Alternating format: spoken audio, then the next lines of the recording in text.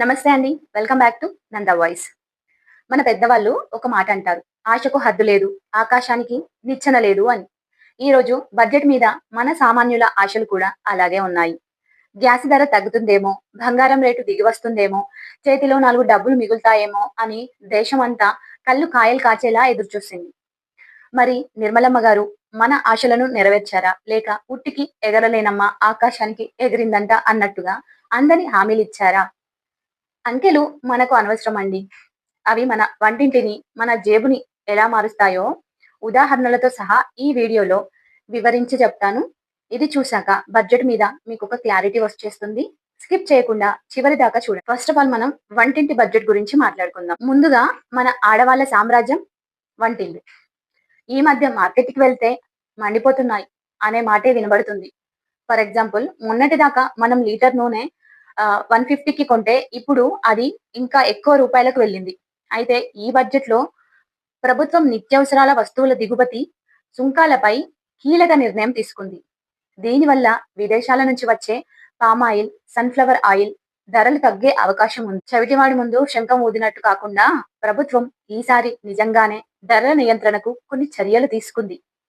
So next gas cylinder. Ujjwala scheme కింద ఇచ్చే సబ్సిడీని పొడిగించేశారు. అంటే పేదవాళ్లకు గ్యాస్ భారం కాదు. కానీ మధ్య తరగతి వాళ్ళకు మాత్రం పెద్దగా ఊరట లేదండి.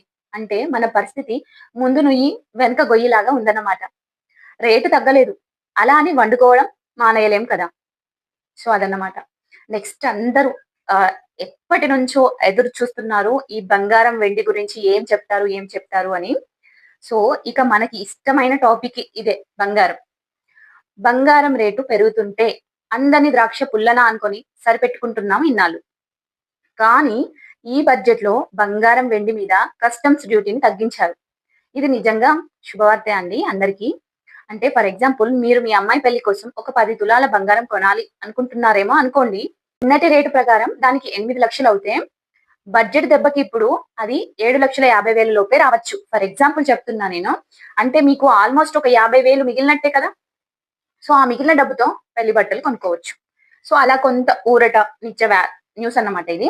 సో ఎవరైతే బంగారం కొనడానికి వెయిట్ చేస్తున్నారో వాళ్ళకిప్పుడు అరటిపండు ఒలిచి చేతిలో పెట్టినట్టు మంచి ఛాన్స్ అయితే దొరికిందండి. సో నెక్స్ట్ ఫోర్త్ వన్ వచ్చేసి మహిళా సంక్షేమం స్కీమ్స్. సో మెయిన్‌గా ఈ టాపిక్ గురించి చేయాలనుకున్నాను. సో ఏంటంటే నిర్మలమ్మ గారు మహిళ కాబట్టి మన కోసం కొన్ని ప్రత్యేకమైన స్కీమ్స్ అయితే తెచ్చారు. అందులో ఫస్ట్ వన్ లక్షాధికారి దీదీ. లక్పతి దీదీ. ఇది పేరు వినడానికి చాలా బాగుంది కదా! దీని అర్థం ఏంటంటే గ్రామీణ ప్రాంతాల్లో ఉండే మహిళలు స్వయం ఉపాధి ద్వారా ఏడాదికి కనీసం రూ. 1,00,000 సంపాదించాలి.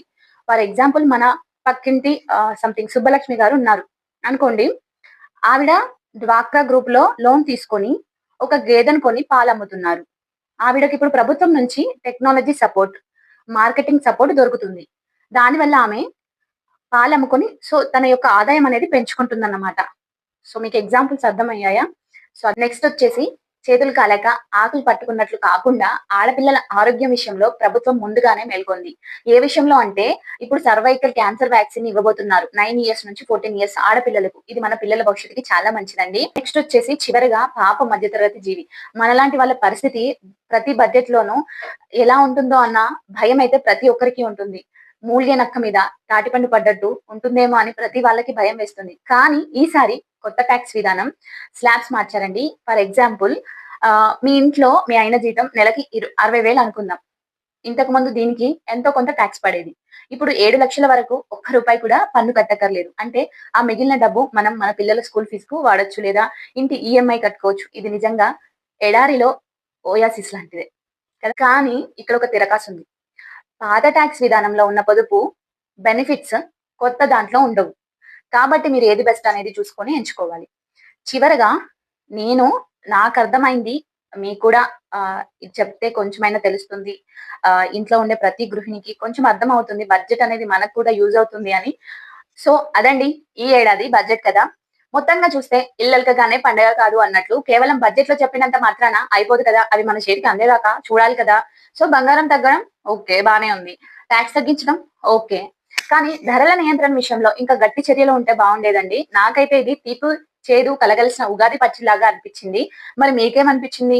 నిర్మలమ్మ బడ్జెట్ కి 10కి ఎన్ని మార్కులు వేస్తారు కామెంట్ లో చెప్పండి. అలాగే ఈ వీడియో నేను చెప్పిన ఉదాహరణలన్నీ మీకు యూజ్ అయ్యాయో కామెంట్ సెక్షన్ లో అర్థమయ్యాయో చెప్పండి. అలాగే వీడియో నచ్చితే లైక్ చేయండి. మళ్ళీ కలుద్దాం. అంతవరకు సెలవు. థ్యాంక్